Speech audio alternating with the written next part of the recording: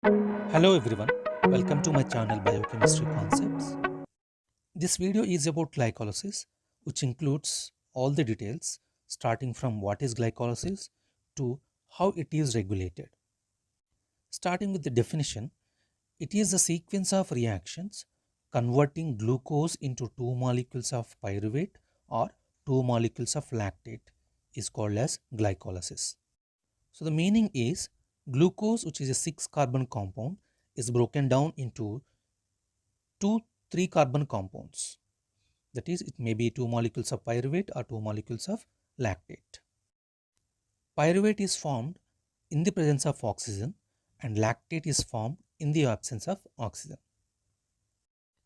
The other name of glycolysis is it is also called as Embden-Meyerhof pathway.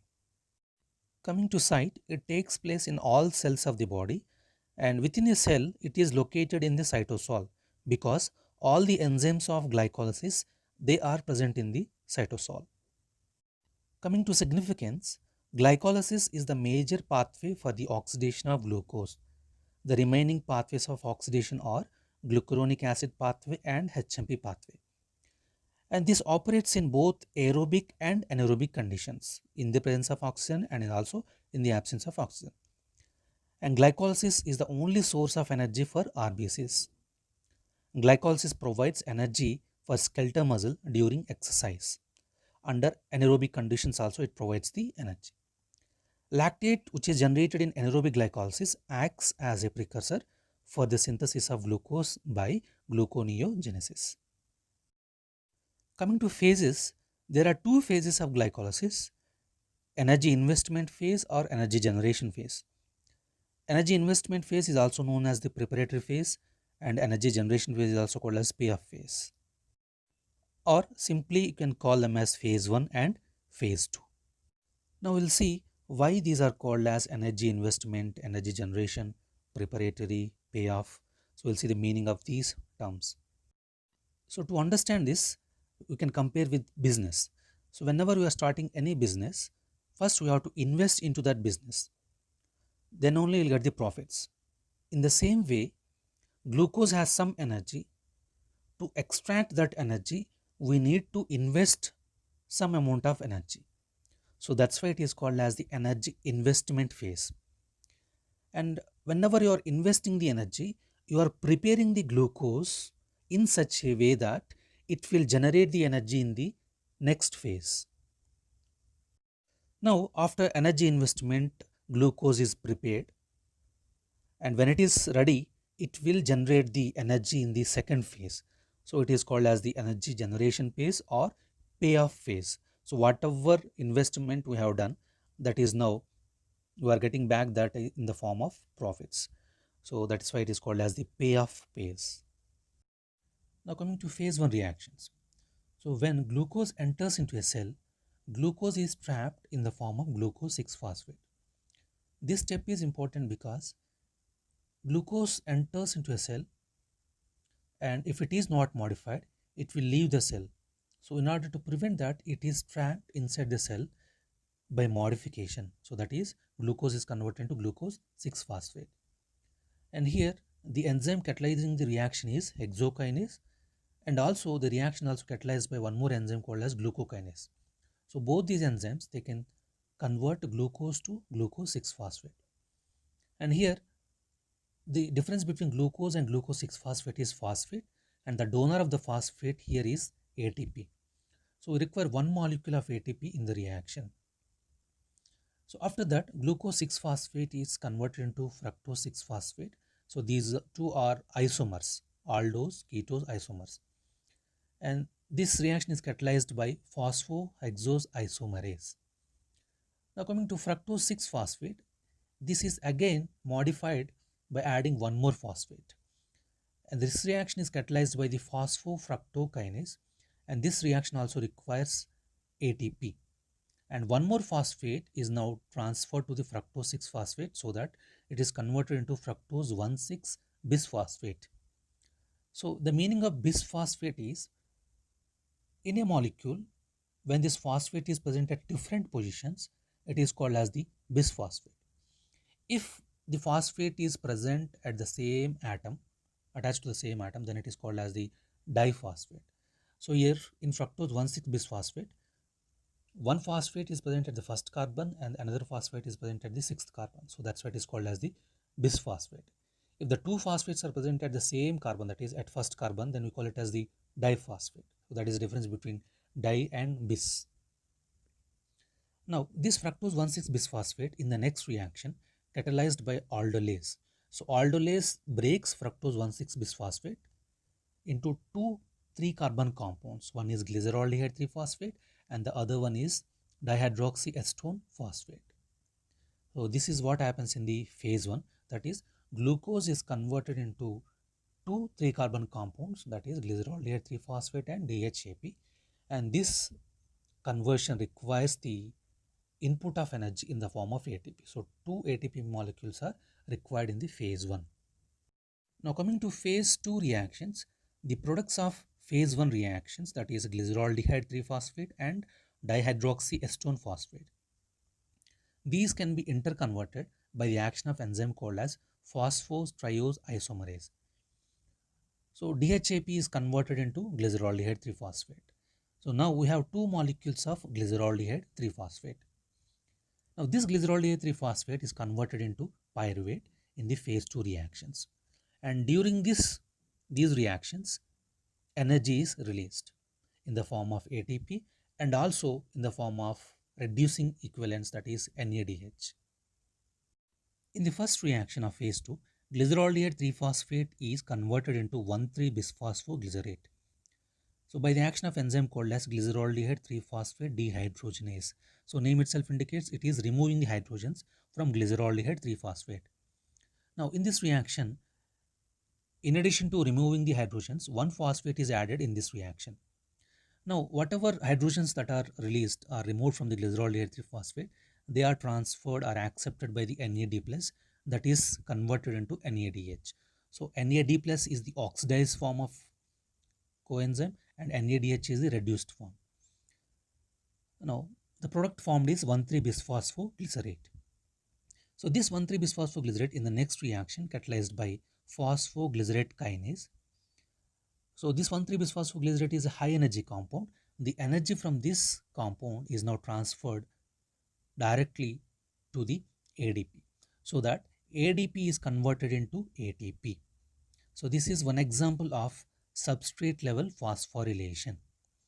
Now the product formed here is 3-phosphoglycerate. 3-phosphoglycerate in the next reaction is modified to 2-phosphoglycerate. So the difference between these two compounds is there is change in the position of phosphate group. So 3-phosphoglycerate has phosphate at the third position and 2-phosphoglycerate has phosphate at the second position. So there is change in the position that is catalyzed by the enzyme called as the mutase. So this 2-phosphoglycerate in the next reaction, it is catalyzed by the enzyme called as enolase and it is converted into phosphoenol pyruvate. So with the release of water. So this phosphoenol pyruvate is also energy compound and this phosphoenol pyruvate transfers its phosphate to the ADP so that ADP is converted into ATP. And this is one more example of substrate level phosphorylation in glycolysis. And this reaction is catalyzed by pyruvate kinase. So here ATP is directly synthesized from the substrate. So that's why it is called as the substrate level phosphorylation. But in the phase 2, you can see the first reaction, that is conversion of glyceraldehyde 3-phosphate to 1,3-bisphosphoglycerate, generates a reduced coenzyme NADH. So this NADH now enters into the electron transport chain where it transfers its electrons to the complex 1. Those electrons will travel from the complex 1 finally to the complex 4 and then those electrons are transferred to oxygen. So during the transfer of electrons, energy is released. That energy is used for the synthesis of ATP. And this mechanism is called as the oxidative phosphorylation, which is the major way or major route of formation of ATP in our body. So in phase 1, ATP is required and in phase 2, you can see ATPs are generated. So till now you have seen the aerobic glycolysis where the product is pyruvate. Now Under anaerobic conditions, pyruvate is converted into lactate, and this conversion requires the reduced coenzyme, that is NADH. So here, in the first reaction of the phase 2, NADH is formed. So that NADH is used in the conversion of pyruvate to lactate in anaerobic glycolysis. This is the overall pathway of glycolysis. I cannot show in the vertical direction. So here you can see the whole pathway of conversion of glucose to pyruvate. If it is anaerobic, pyruvate will be converted into lactate. Coming to energetics of glycolysis. So we'll see aerobic glycolysis. In aerobic glycolysis, total 7 ATPs are produced. We'll see how those 7 are produced. In the phase 1, 2 ATPs are utilized in the reactions catalyzed by hexokinase and phosphofructokinase. In phase 2, ATPs are generated. The first reaction of the phase 2, catalyzed by glyceraldehyde 3-phosphate dehydrogenase, it generates 2 molecules of NADH. So we know that glucose is converted into 2 3-carbon compounds. That is, if 2 glyceraldehyde 3-phosphates are produced, it will generate 2 NADH. So 1 NADH is equal to 2.5 ATPs, and here 2 NADH are produced. So 2 into 2.5 will get 5 ATPs. Coming to next, 1,3-bisphosphoglycerate kinase reaction generates 2 ATPs. Again, the same thing. You have to consider that there are 2 molecules of 1,3-bisphosphoglycerate. Now coming to the last one. Here also, the reaction catalyzed by pyruvate kinase generates 2 ATPs. So the total ATPs generated are 9. Out of that, 2 are utilized. So net gain of ATPs is 7 ATPs. Under anaerobic glycolysis, so whatever NADH that is produced in the first reaction of the phase 2 is used in the conversion of pyruvate to lactate.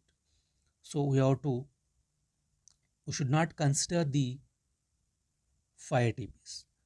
So 4 ATPs are produced in the phase 2, 2 are utilized in the phase 1. So the net gain of ATPs in anaerobic glycolysis is only 2 ATPs. Coming to regulation of glycolysis, there are 3 mechanisms that regulate the glycolysis. First one is induction and repression, second one is covalent modification, and the third mechanism is allosteric regulation. Coming to first one, that is induction and repression. So before that, we should know what are the key enzymes of glycolysis. Hexokinase, phosphofructokinase, and pyruvate kinase. These 3 are called as the key enzymes. The rate of the pathway depends upon these enzymes. That's why these are called as the key enzymes. When there is increased levels of glucose are present, the key enzymes of glycolysis are activated. On the other hand, enzymes which are responsible for producing glucose are inhibited. So here, insulin enhances the synthesis of the key enzymes of glycolysis. On the other hand, insulin, it antagonizes the effect of glucocorticoids and glucagon. In simple, if insulin is present, it increases the activity of key enzymes of glycolysis, whereas if glucagon is present, glucagon will decrease the activity of these key enzymes. Insulin is increasing the activity of key enzymes by induction, whereas glucagon and glucocorticoids, they decrease the activity of glycolysis by decreasing the expression of these key enzymes. Coming to second mechanism, that is covalent modification. So here, in covalent modification, some groups may be added or removed. So that addition or removal of a group may increase or decrease the activity of enzyme. So that is called as the covalent modification. So here, epinephrine and glucagon, they increase the cyclic AMP level. So activating cyclic AMP dependent protein kinases, so which can phosphorylate and inactivate the key enzyme, that is pyruvate kinase, and thereby inhibit the glycolysis. So here, pyruvate kinase, after phosphorylation, it becomes inactive. So you are adding the phosphate group, that addition of phosphate group, and thereby you are modifying its activity. So that's why it is called as the covalent modification. So here, phosphorylation is a type of covalent modification. Coming to the third type of regulation, that is allosteric regulation. So phosphofructokinase is one of the key enzymes of glycolysis, and this is the most important key enzyme. And the activity of this particular enzyme is regulated by this allosteric regulation. So here ATP and citrate, they inhibit the phosphofructokinase, whereas AMP activates the phosphofructokinase. So that means, so whenever the level of ATP is more in a cell, it indicates that cell is in energy rich state. So now further, no more, there is no need of further production of ATP.